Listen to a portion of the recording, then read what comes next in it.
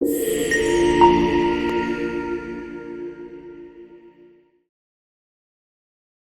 اپنے دوستوں کے ساتھ رات کے وقت قبرستان جا رہے ہیں۔ وقت رات کے تقریباً 12 سے 12:30 بجے کا ہے۔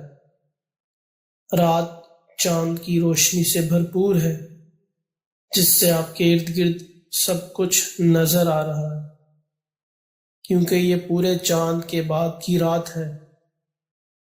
موسم خوشگوار ہے، ہوا میں سرسراہٹ کی آواز اور پتے ہوا میں ہل رہے ہیں۔ اچانک آپ اپنے آپ کو اس قبرستان میں اکیلا پاتے ہیں۔ آپ کے آس پاس کوئی نہیں ہے، پورا قبرستان خاموش ہے۔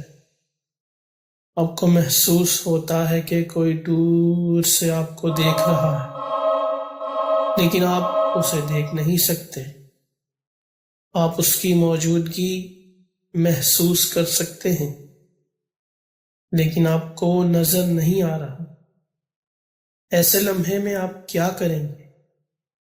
کیا آپ اپنی پوری طاقت کے ساتھ اس قبرستان سے نکلنے کے لیے دوڑیں گے، یا پرسکون رہیں گے اور اس کا سامنا کریں گے؟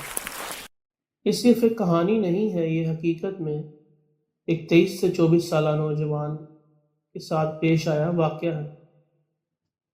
12 سال قبل میں نے ایک ایسی رات کا تجربہ کیا۔ مسلمان ہونے کے ناطے ہم 15 شعبان المعظم کی رات کو بہت عقیدت سے مناتے ہیں،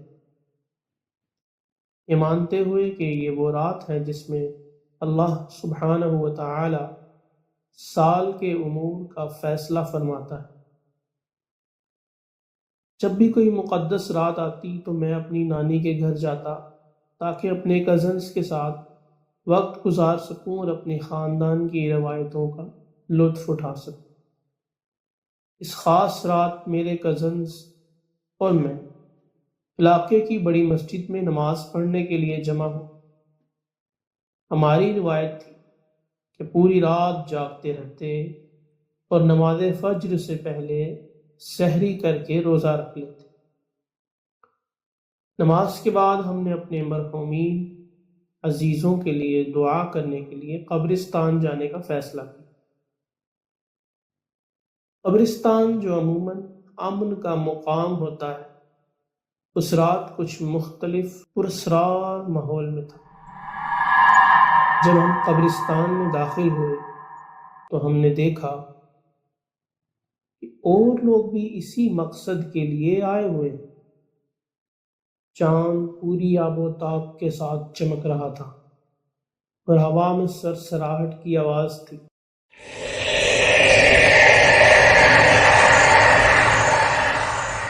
جو پتوں کو ہلا رہی تھی۔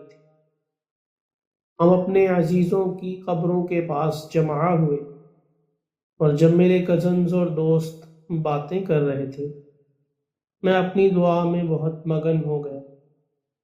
میرے ارد گرد کی خاموشی میری دعاؤں کو مزید گہرائیوں میں لے گئی۔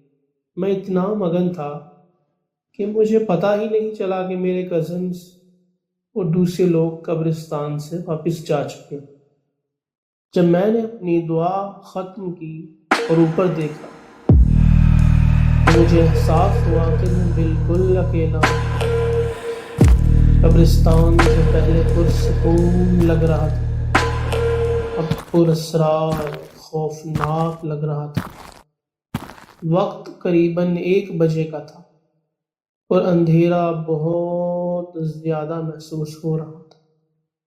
میں نے اٹھ کر اپنے خوف کو پرسکون کرنے کی کوشش کی اور ارد گرد دیکھا۔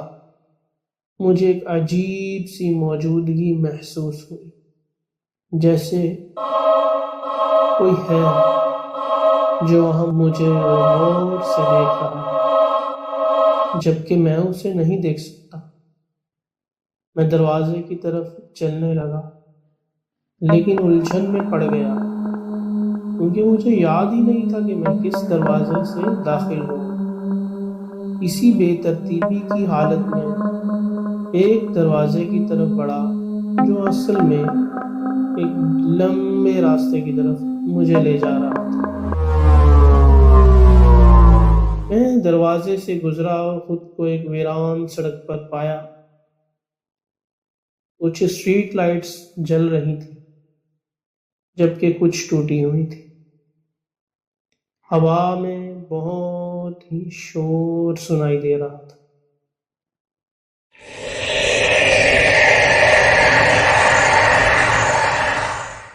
اور ہوا میں کسی چیز کی موجودگی کا احساس تھا۔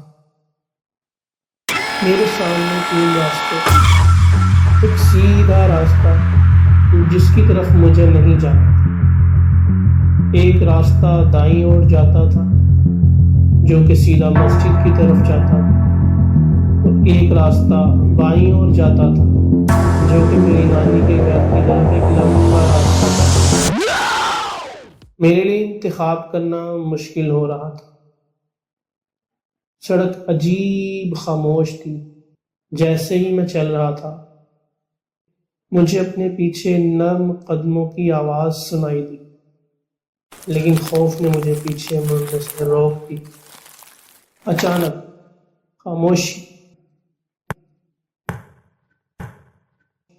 ایک ٹہنی کے ٹوٹنے کی آواز سے بالکل ٹوٹ گئی۔ میرا دل تیز تیز دھڑکنے لگا اور بغیر سوچے سمجھے میں نے پوری قوت کے ساتھ دوڑنا شروع کر دیا۔ دہشت نے میرے پیروں کو ہوا دی اور میں جتنا تیز ہو سکتا تھا دوڑنے لگا، محسوس کرتے ہوئے کہ میرے پیچھے کوئی ہے۔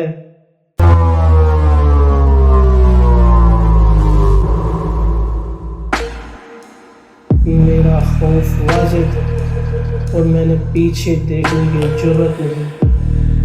میں دوڑتا رہا یہاں تک کہ مسجد کا منحوس حصہ نظر آنا شروع ہوا۔ جیسے ہی میں مسجد کے دروازے سے اندر داخل ہوا میں اپنے کزنس کو وہاں بیٹھا پایا، پرسکون، بے خبر اس دہشت کی جو میں نے ابھی محسوس کی تھی۔ انہوں نے میری غیر موجودگی کو محسوس بھی نہیں کیا، یہ سمجھتے ہوئے کہ میں ان کے ساتھ ہی تھا۔ اپنے خوف کو چھپانے کی کوشش کرتے ہوئے میں ان کے ساتھ شامل ہو گیا۔